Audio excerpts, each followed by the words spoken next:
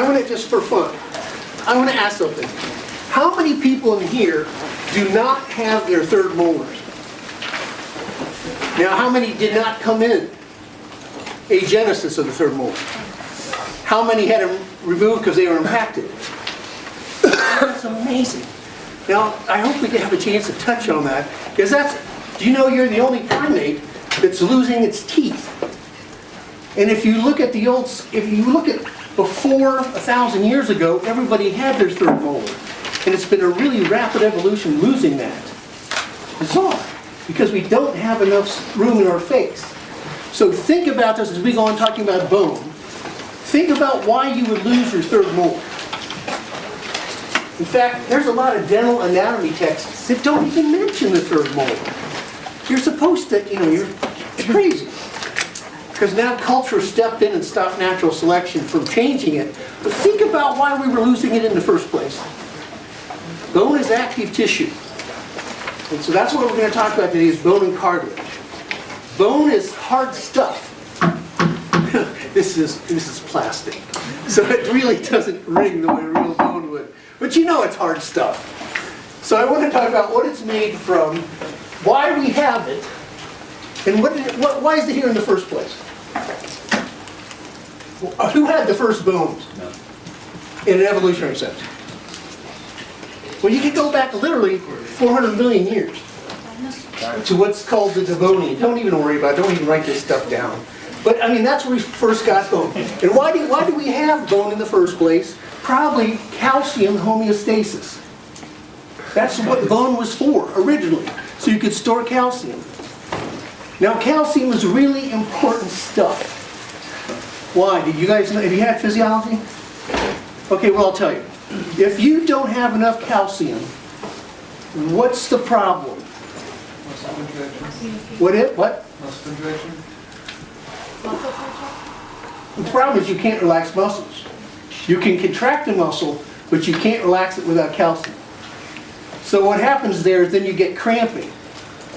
And cramped muscles are bad, but cramped muscles, that big muscle in the middle of your chest, you really don't want it cramping. So that's why these things regulate calcium.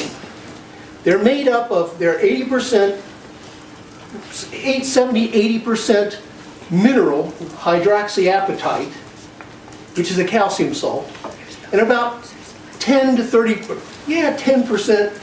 collagen, which is a protein. Type 1 collagen if you care. It's a protein, and what happens is you impregnate that protein with these calcium salts, and that's called ossification. And that's why these things are hard. Bone is really strong in compression. You can push on a bone all day long. It's like concrete. But it's weak in tension. So what you've done is to make almost the fiberglass. You've taken sheets, and it's well-organized sheets. That's why they call it lamellar bone, these lamina, organized sheets of protein, which is the collagen, and you impregnate it with the hydroxyapatite minerals. And it makes it really strong in compression, but as I said, weak in tension. And when you break a bone, if you got hit on the side of your leg, it doesn't start cracking here. It can tolerate that. What happens is, if you bend it, you put this side under tension, and that's where the cracks start and it propagates through. So it's tension that you got to worry about. What's the body do in places that has a lot of tension? Ligaments. Ligaments are weak. It's like a rope. You can't push on a ligament, but you can pull on them all day long. So you've got this whole system of bones that are constantly turning over. And this is a real important. They're turning over because your body's pulling out calcium to maintain its homeostasis. But you got to put it back in. And you do that with basically anabolic steroids. You can put it back in. Now, you're pulling it out, you put it back in. When you guys have right now your peak amount of bone mineral. You've pretty much topped out. You top out about 24, 25. Maybe you got a little bit more time. If you do, go exercise, because it's your last chance. Because when you get older, it's over. What happens is, particularly with women at menopause, is you start pulling the calcium out. You can't stop, but you can't put it in anymore. So that's called osteoporosis. And you start having this, you're changing the balance of how much mineral you've got in your bone. And we all know what happens in osteoporosis. You fracture hips, you fracture vertebra, you literally spontaneously fracture bones. No other animal does that.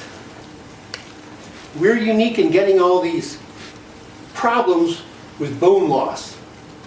Now, I'm going to try, well, what I'm going to tell you, one other thing. Bone is living tissue. It's not static, it's living, as we've been talking about. So that you overturn, as an adult, about 10% of your bone mass every year. That's pretty fast if you think about it. So we're constantly moving it. What's more, there's something called Wolff's Law.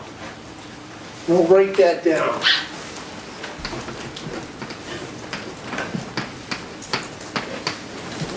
I hate to call it law, but that's what they call it.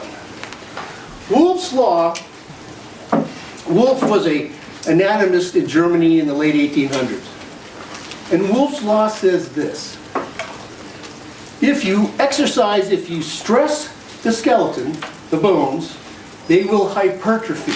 They will get bigger. And in the lack of stress, they will atrophy. This is why, if any of you have ever had a cast for 6 weeks or 8 weeks, and they take the cast off, the bones are literally smaller because you haven't stressed them, and they've atrophied. This is why astronauts have to constantly monitor their calcium levels, and they do every day. They measure it from their urine to make sure they're not losing too much bone, because the bone in a zero gravity environment says, hey, don't they have calcium? Why do I need the salts? Get rid of it. And you get rid of it through your urine. This is incidentally why we're not going to Mars anytime soon. We haven't figured out how to stop that. Because I worked on a team at the Cleveland Clinic trying to figure out how to stop bone loss in astronauts. And man, we tried everything. We created harnesses for them. We had them running on treadmills. We had them doing all this stuff. We spent millions of dollars trying to figure out how to stop them from losing bone mass. Not one of those things worked. Do you know what we did? This is embarrassing. We ended up taking a sheet of Teflon that costs about $5. Then we got bungee cords, like CVS or something. Cost about $3, only we made them look really fancy with buckles and stuff. And then they put them on a belt and they run on the Teflon. And it doesn't stop the bone loss, but at least it slows it down a little. So bone is the point here is that Wolff's Law tells you it'll hypertrophy and distress. That's why, but Wolff's Law only works when you're young. Once your bones have fused, it's over, unless you break it. If you break a bone, then you get bony reaction again. But you don't want to do that. So the point is, once you hit adulthood, you can't change your bone density anymore. Now, the reason people thought Wolff's Law was such a great idea is that they would take things like sheep, and even humans, and when they're young, they would run them on treadmills or they make them do something, and then they measure the bone mass. And they had a lot of bone, they had more bone mass than poor rats that were sitting in the cage and didn't exercise. That was my job as a grad student, was trying to figure out how to get rabbits to exercise. Have any of you ever had a rabbit?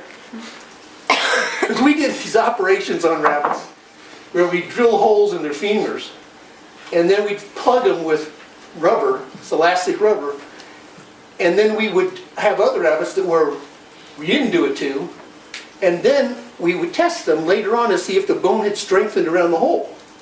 But in order to do it, you had to exercise the rabbits. So they gave me this task. So I first said, okay, we'll just get a treadmill. First I said, let's get a big hamster cage. And we took a rabbit and we put it in the hamster cage. Well, they won't do anything. They just sit in the cage. So then I said, we'll motorize the cage. So we motorized the cage, and it would go around like this, and the little rabbit would go, ooh, ooh, and it would never exercise. And I said, let's get a treadmill. So I got a little treadmill, and we put him on the treadmill, and they don't do anything. They just sit on the treadmill until they hit the end of it and they get their little paws caught where the treadmill goes down. I know, it's terrible, I'm sorry. So then I said, well, this is really bad. We're going to get a little electrode and put it at the end of the treadmill so when they would hit the electrode, they'd jump. They'd have to move back and run. Well, you know what? They still didn't care. They'd hit the electrode and jump back, and they'd slam into it again and jump back. So the whole experiment was a failure. I don't know how to exercise rabbits, short of putting them in a room with a dog. We didn't go that way. Anyway, the reason we did that is because bone is living, we were trying to stress it. So that's an important piece here. Now here's another one.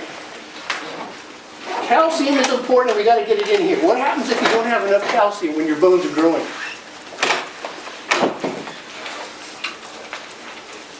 It ties in with skin color. This is something every third grader in the world should be told.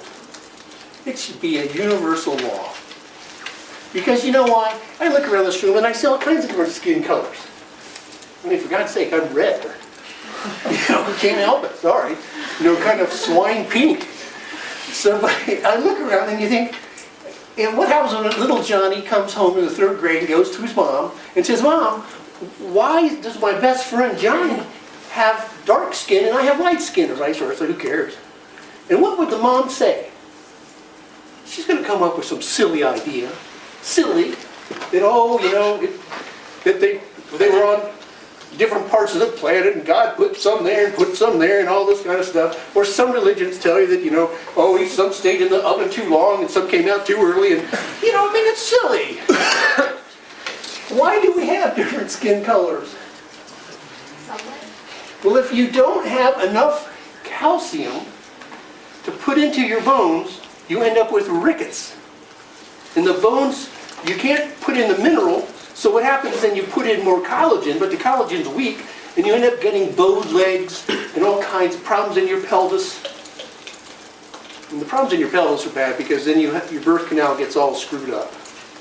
So what's the skin color thing got to do with it? Well, if you can eat all the calcium you want, take all the Tums you want and chew them and chew them. And it's not so good because you may end up with kidney stones, but it's not going to help your bones unless there's one thing you need. What do you need? You need vitamin D. Vitamin D is important. It's not really vitamin. Vitamins by definition are things you can't make. Your body can't make, like vitamin C. We can't make vitamin C. Most mammals can, but we can't. Well, we can make vitamin D, and what makes it? Your skin. So if you're in Africa, you don't worry about getting exposure to the sun, right? What you worry about there is too much exposure to the sun. And if you get too much, it's probably not the cancer issue. If you get too much, it breaks down folic acid. And folic acid, if you don't get enough, you get birth defects, serious birth defects, which is why they give pregnant women folic acid, because it breaks down right through your skin. Now, when you decide you want to leave Africa, which happened about 1.8 million years ago, and you head out of Africa, you get further and further up in terms of latitudes, and then your problem is it gets cold, and it gets cold because the atmosphere that sunlight's going through is thicker. It filters out the UV light. Then and it gets cold, so you put on clothes, and then you don't get enough vitamin D. So what do? In order to make do with what little sunlight you get, you lighten your skin color. That's all. You lighten your skin color so you get enough vitamin D. Otherwise you end up with rickets. And we know, a good example of this is during the Industrial Revolution when they would take little kids and put them in factories all day. They had a terrible time in Scotland and England with rickets. So that's why we have skin color. And I'm tying skin color into this whole calcium thing. Because you're sitting there saying, are we going to get tested on this? No. Now, in terms of, I'm going to try to draw a femur. This is not going to be pretty. But bear with me. Because I want to talk about how do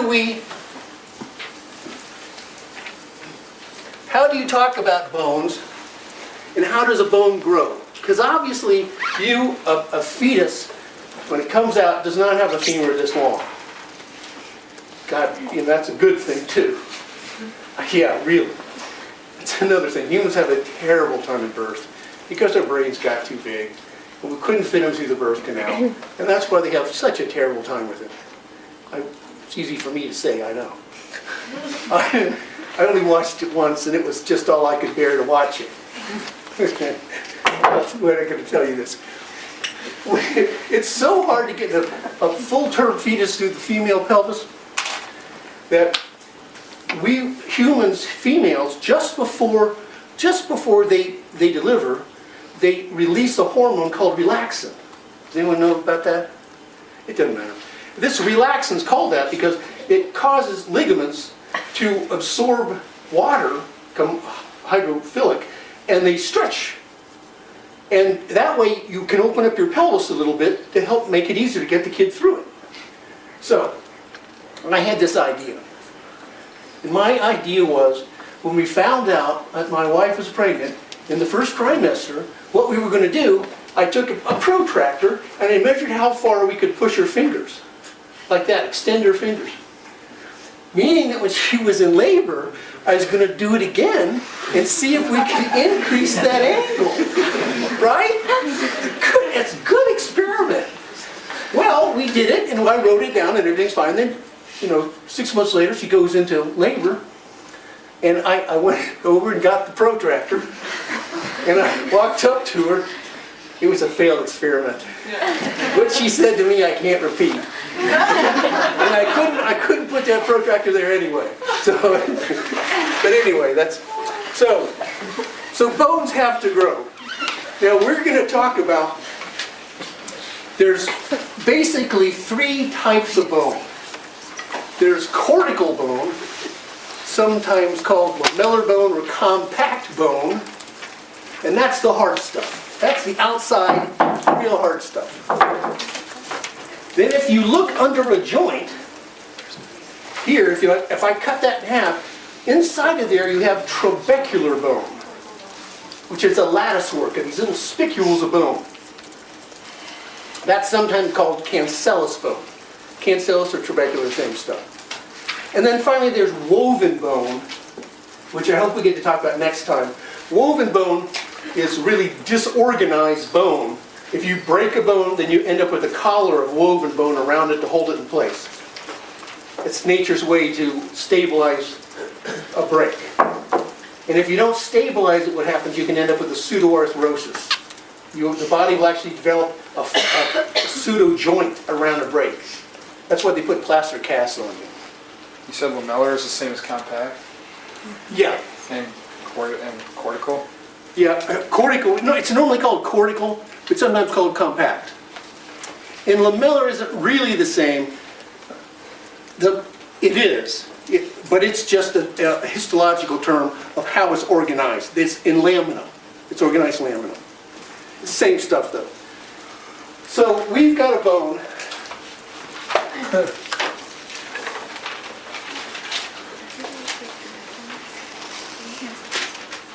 I told you.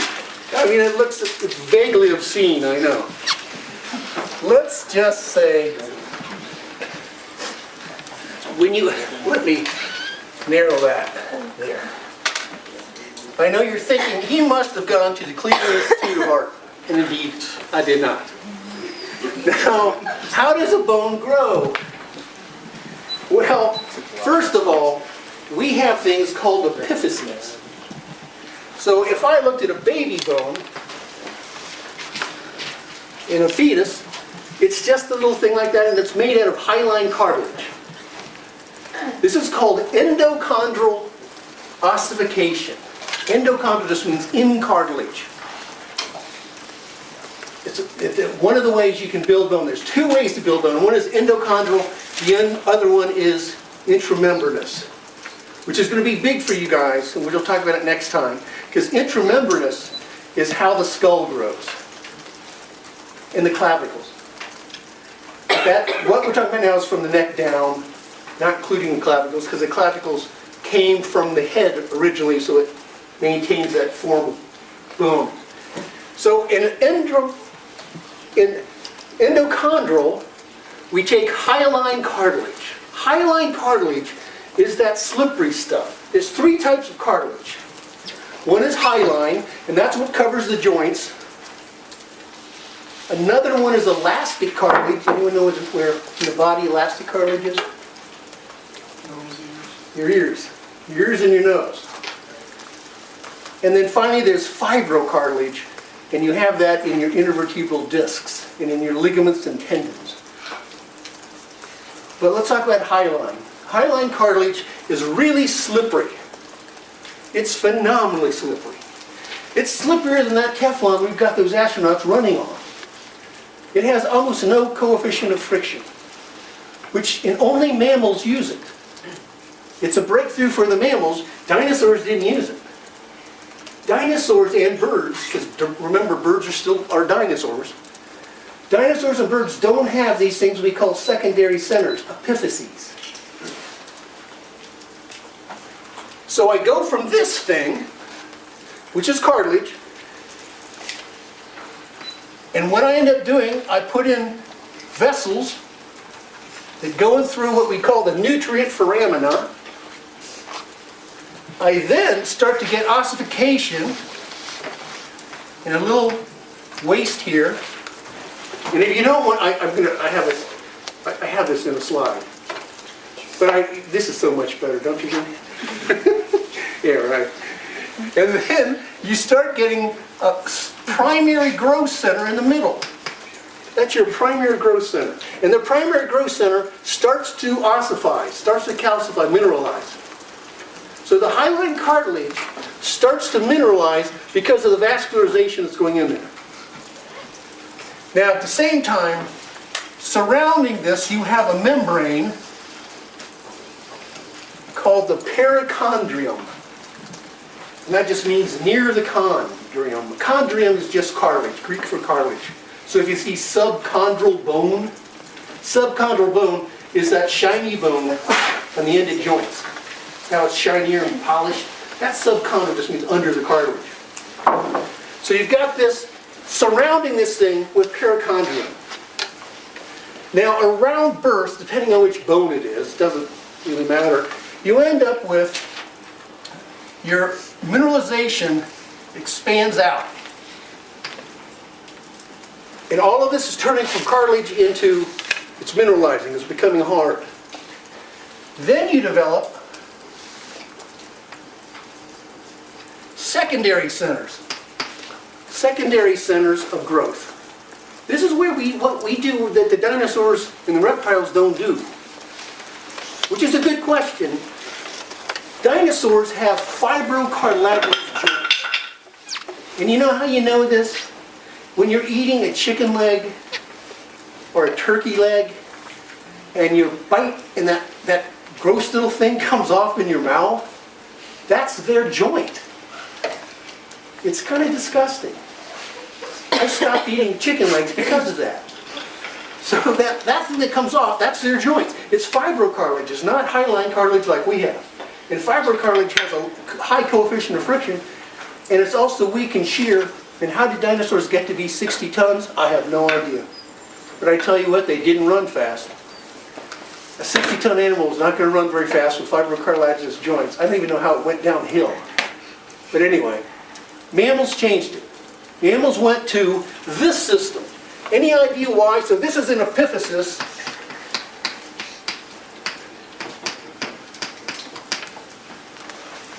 Any idea why mammals would have done this? Well, here's what you can do that a dinosaur and a bird can't do. You can make ball and socket joints. They can't do that. So we can make a ball and socket joint, but in order to do that, you had to make the joint grow at a different rate than the rest of the bone. So we have a secondary center called an epiphysis. Down here, the shaft, eventually you replace the perichondrium, which just means around cartilage. We replace that with something called, once it becomes mineralized, we replace it with something called the periosteum, which is important.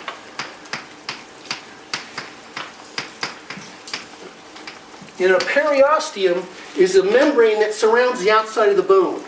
And you all know that too. Because if you're eating ribs, and you kind of get that bite of rib and you go, and that membrane tears off the outside of the bone, that's a periosteum. And the periosteum it's well vascularized, and it also has a lot of nerves going to it.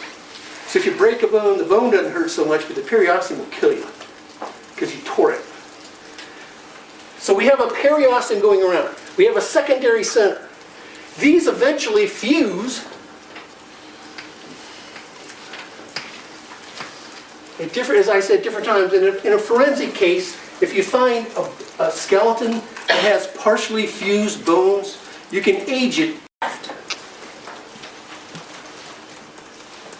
Now I'm going to throw in a couple other things. Bear with me. This is called the growth plate, and the growth plate is a plate of cartilage that as this thing, it grows in that direction and it mineralizes from behind. You have this growth plate of cartilage right here that continues to mineralize, and then this thing continues to grow and get pushed up. So you're moving that growth plate. That growth plate is also called a physis. So if you see the word physis, then you know what it is. It's the same thing as a growth plate. There's also, if this is the joint surface, there's a flare down here. That's called, I'm sorry for that, I can't help it. I got to tell you guys this, but it's the metaphysis. So you've got an epiphysis, a metaphysis, a diaphysis, another epiphysis, one more. And when you look at this femur, you got a big bump here on the top. Anyone know what that's called? It's called the greater trochanter. Anyone know what attaches there? It's the muscles that allow you to do this. Incidentally, only humans can do. Humans are the only mammals that can stand on one foot. You're not impressed, are you? I can tell. Yeah, well, that's really good. Well, anyway, we have things that, like the trochanter here, which is a muscle attachment, and another one here, which is a muscle attachment. Those do not attach to joints. An epiphysis is a joint. These are called apophyses.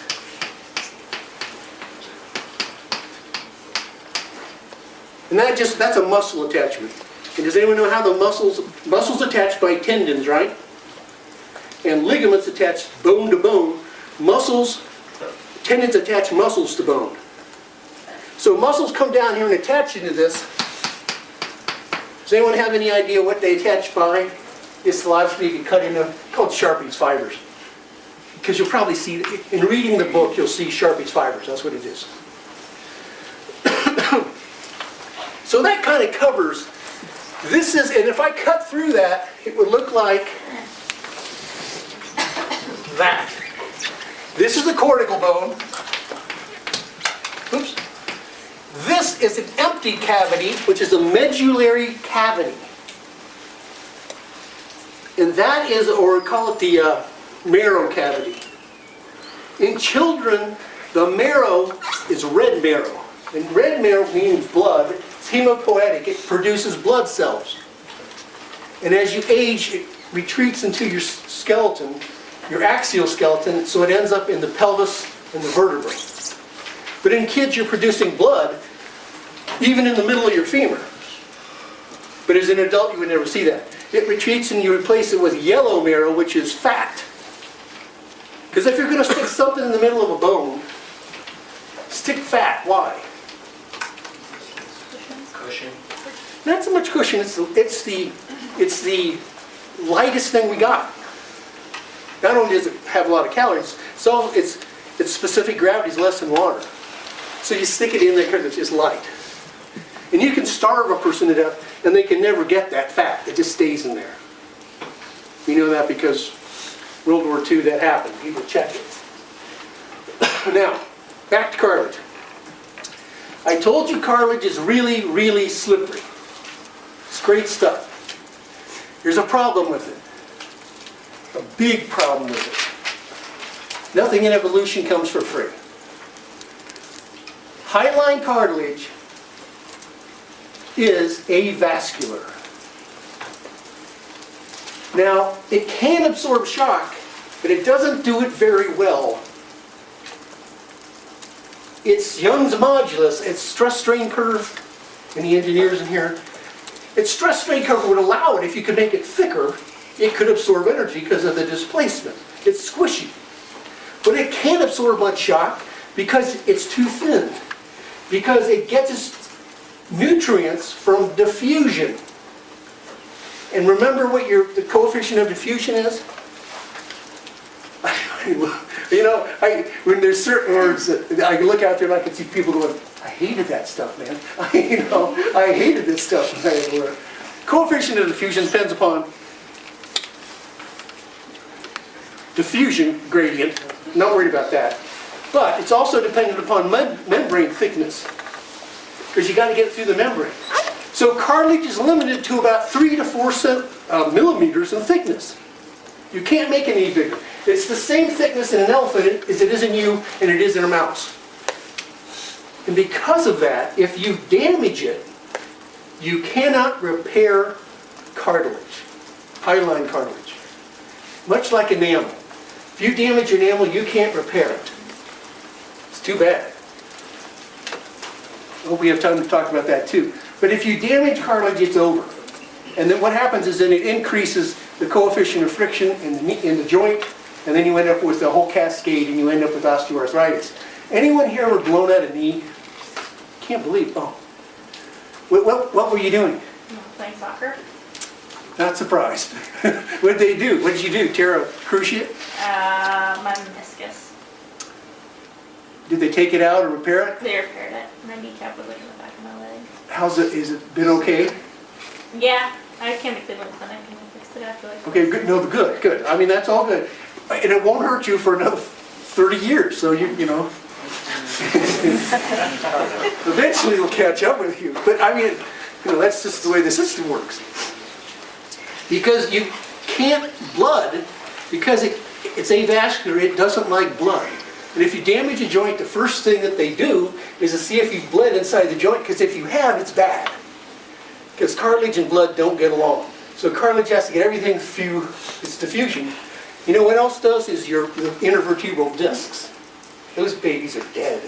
And the only thing you can get through is pump stuff through them, trying to keep them alive. And then once again, as you get older, they become stiffer, and then that fibrocartilage stuff doesn't work very well. Now, that's because cartilage is limited in thickness. It can't absorb much energy.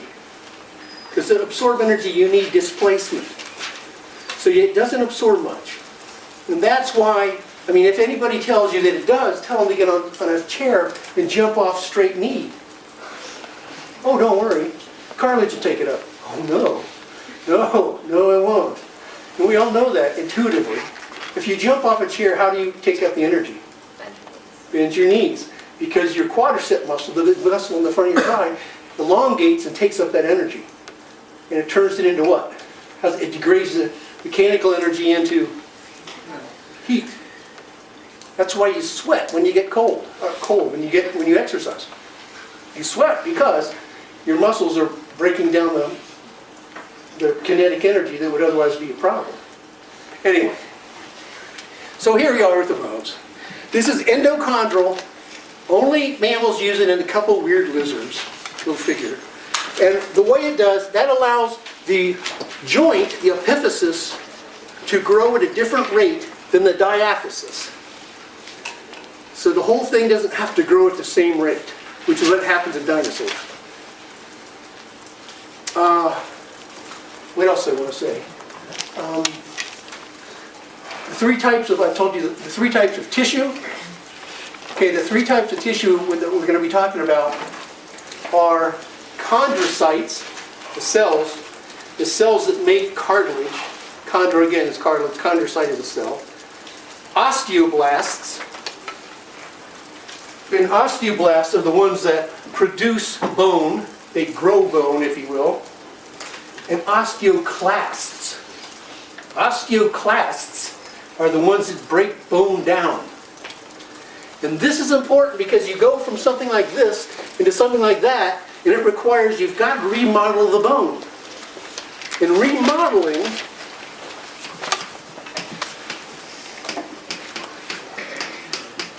requires removing bone. What's that called? Well, you can add bone and you can remove bone. I think it's in here, didn't I? Yeah. And when you remove bone, it's called resorption. And that's the osteoclasts go in and remove it.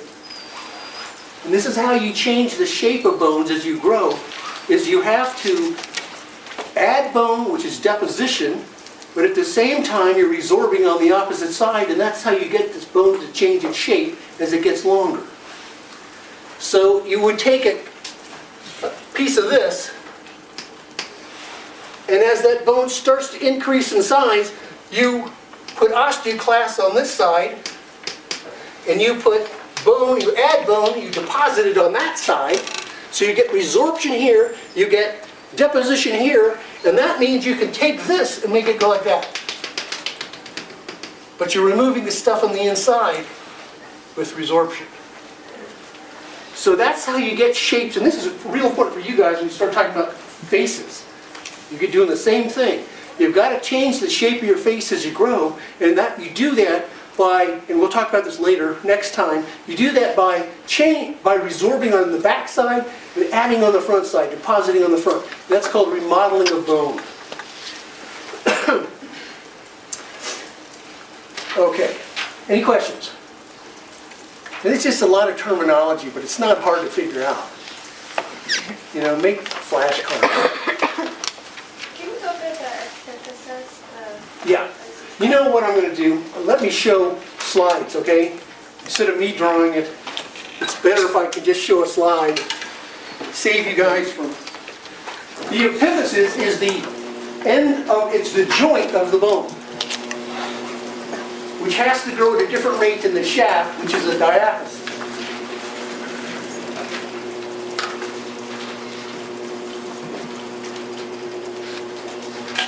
All right, let's see if this works. I'm going to blow through the beginning of this and then fast.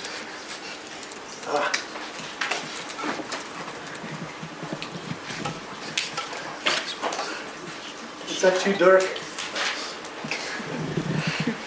All right, let's go through this in a hurry. Some of these you don't have time for, I'll talk about them later. Okay. Oh no. Help me, Anwar. Why is it working? Click it on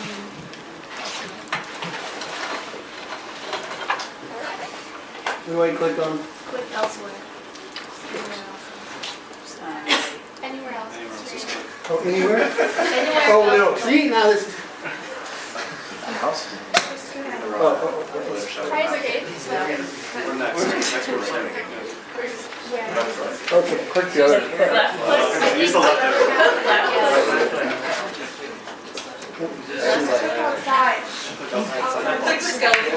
Click the skeleton guy. Oh. All right, all right. Oh, I just have to throw this in. It's a great quote. And you know, life's been on this planet for 3.5 billion years. That's Charles Darwin, everybody knows. So how do we explain this thing? All right, this one is just curious. Anyone know what that muscle is that's highlighted? Trapezius. Anyone know what its innervation is? Well, you'll learn. It gets a cranial nerve. It gets the 11th cranial nerve, which is, anyone know? Spinal accessory. So why on earth does a muscle on your back get a cranial nerve? It doesn't make sense. Well, it does. If you look at this guy, that's Dunkleosteus, one of those placoderm fish. It's got a big head shield on it, and that head shield is made of bone and enamel. And if you look at the head shield, there's that bump on the back where it says nuchal gap.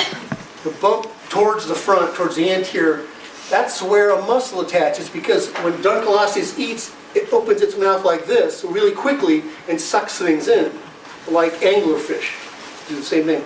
That means it has to take a muscle on the back and actually tilt its upper jaw up. And that's why it's a cranial nerve. That's why our trapezius, when we move back, and that's why it drug its innervation with it. Point being, those dermal bones in the human skull are directly attributable to that head shield that Dunkleosteus had. And I hope we get to talk about dermal bones, or the intramembranous bones, do not react the same way that the endochondral bones do to stress. Oh, this is just that strange thing recently found in Canada. Dinosaurs don't have hyaline cartilage. Goodbye, dinosaurs. Mammals, cute little things. What are mammals? Well, they're warm-blooded, they're endotherms. Instead of an egg, we have a placenta. We had to change. In order to be an endotherm, you have to eat a whole lot more food. Now, in order to eat food, crocodiles, look at those teeth. He has to just swallow pieces of food. He doesn't get much energy out of it. You look at these guys, placoid, or these armored jawless fish. This is really cool. See the shark? This is the scales on a shark. And see the placoid scales? Look at that big, the expanded placoid scale. Now look at this. Shark teeth, identical. So teeth come from scales. So mammals have different kinds of teeth. We'll talk about it later, I hope. That's because we have to chew and have to get as much energy out of things, out of the environment as we can. Okay, now quickly. This is just a series of human skeletons. That's A. afarensis, which is Lucy. Homo erectus, which left Africa, about 1.8 million. That's a Neanderthal and modern human. So we have a pretty good idea of what happened to the human skeleton. These are the bone types I told you about. Woven bone, cortical bone, trabecular bone. Woven bone is when you break a bone, or it's a very young bone that's beginning to ossify. Woven bone is high in protein, low in mineral. And it's disorganized.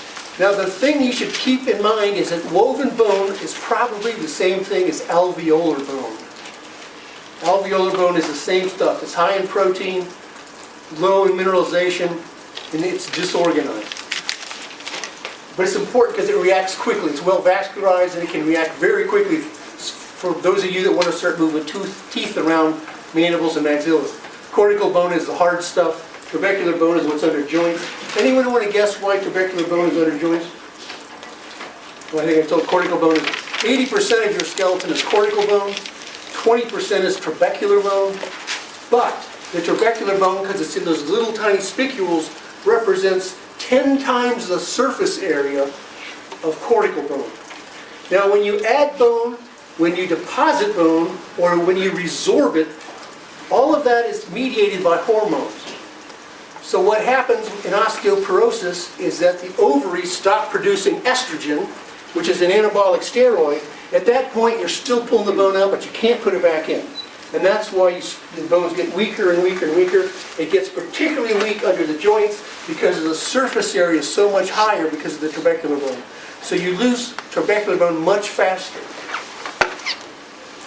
This is just that femur cut in half. You can see the head of the femur, which is underneath the subchondral bone, is the trabecular bone. And trabecular bone is much less dense. So if I was to cut into this thing, it would be that cancellous or trabecular bone. The reason you do that is because when you load a joint, you don't want to squash your cartilage, the hyaline cartilage, because it won't repair. So you put trabecular bone, which is less dense, which is more compliant. So it allows a little bit of energy absorption there to save your cartilage. You can see the periosteum, the membrane going around the bone, the marrow cavity, and the epiphyseal plate. As it grows, that plate moves further and further up the line, and what it is, it ossifies behind itself, and then on top of the epiphyseal plate are its cartilage that's constantly building what are called cartilage columns. And it builds and builds, and that's how you move. That's to make the thing longer. This is just, you can see the young bone with the epiphyseal plates. They call it secondary epiphysis, but it's not. It's an apophysis. Medullary bone, where the red marrow is. Periosteum, endosteum. I forgot about that. On the inside, you have periosteum here on the outside. It's a membrane. There's also a membrane on the inside here called the endosteum. That's the diaphysis, is the shaft. That's the adult bone. So you got compact bone or cancellous or cortical bone. This now has yellow marrow instead of red. Again, periosteum, endosteum, diaphysis. So your epiphysis is the joint. Whereas the person want to know about what's the epiphysis. By definition, an epiphysis has to have a joint attached to it. Types of skeleton cell types: chondrocytes, which is cartilage; osteoblasts, which build bone; osteoclasts, which take bone away. If you want to know, osteoblasts have a single nucleus, osteoclasts are multinucleated. Osteoblasts, when it's growing, laying down bone, some of the osteoblasts, they secrete something called osteoid, which is an unmineralized connective tissue. It then begins to mineralize. When it mineralizes, it traps some of the osteoblasts inside. They can't get out because it's mineralized and they're trapped in there. Those are called osteocytes. But the osteocytes come from the osteoblasts. Bone formation and endochondral. We haven't talked about intramembranous. We're going to do that later. That's real important for you guys. Okay, here we go. There's the cartilage model. It develops in the fetus. That's hyaline cartilage.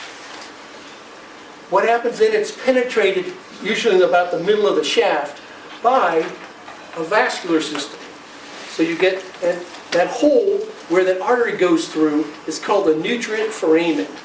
And all long bones have a nutrient foramen. In fact, you can tell how much the bone grows on either end by looking where the nutrient foramen is in the adult. So you start to develop compact bone. You see that little waist around the blood vessel? That starts to develop in the middle. That then begins to expand, and you develop later those secondary centers, which are called epiphyses. That what they here call the secondary ossification site is in epiphysis. Then the bone continues to grow, the size of the joint continues to grow. But can you see how, if you didn't use this method, you couldn't have a different sized joint than you do the long bone shaft? You'd end up looking like a dinosaur with just a bunch of fiber cartilage on the end of your bone. In order to make a more complex joint, you have to let the joint surface, the epiphysis, grow at its own rate. Finally, you fuse, during adulthood, you fuse like growth plate. And this bone I have up here, if you were to come up and look at it, this is a young adult. I'd say probably about an 18-year-old, because you can still see the epiphyseal line here, and you can see the epiphyseal line on the distal finger too, in the knee.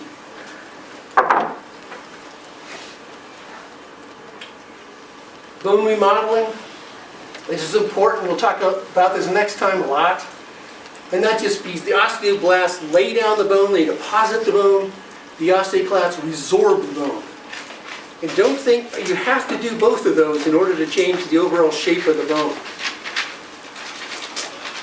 And that becomes really important when you're looking at the skull and how the face grows and how what's called the splantocranium grows versus how the neurocranium grows, which is your brain case. There's remodeling. So you can see that you have to remove bone at the same time you're adding bone. And that's you can make it longer, and then you can have appositional growth in the shaft, because you have to make the shaft bigger as you get heavier, and you do that. So you get osteoclast and osteoblast at the same time. This just shows, this is kind of neat. If you wanted to move a surface, and this is real important in the skull, You put osteoclasts down on one side, and they eat the bone away. And then you follow up on that side with the osteoblasts that are growing. Tell me a situation in dentistry where this works. Orthodontics. This is how you move teeth. You can push that tooth, and you can push it over here that'll cause aseptic necrosis. Because of the pressure on the membrane, you can kill the bone essentially. And the osteoclast, when the bone dies, because of the pressure that's been put on it, then what will happen, the osteoclasts come in and remove it. And then what will happen is on the back side of it, the osteoblasts come in because you have a hole, and they'll fill in the hole. That's how you can move teeth around.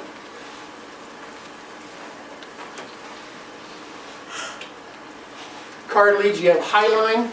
That's a slippery stuff. Hyaline means glass. So if you ever opened up a joint, it looks very shiny. But it's not, remember, it's very thin because it's avascular. Elastic cartilage, that's your ears, enamel noses. Fibrous cartilage is how a tendon attaches to a bone or a ligament attaches to a bone. What happens when you damage hyaline cartilage is it cannot repair itself. So you end up with fibrocartilage moving in. And your problem there is fibrocartilage has such a high coefficient of friction. This is just a mammal joint. You line it in hyaline cartilage. So if you banged up your meniscus, what you did is right here, did they tell you medial or lateral? Medial. Medial? Well, on the medial side, you can't tell if this is medial or lateral. It would be right here. It occupies a space so that it increases the contact between the flat tibia and the curved femur, and you fill this in with meniscal cartilage. So if tearing that, you reduce the contact between your femur and your tibia, and that stresses force over area. Just means that if you've reduced the area so your stress goes up. Oh, this is... I'm going to hit some of this later. Okay. Any questions?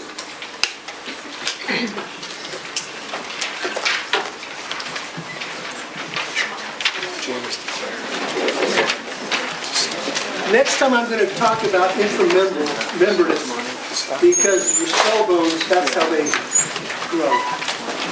This is how a humerus or a femur grows. I'll be talking about how the flat bones in your skull grow.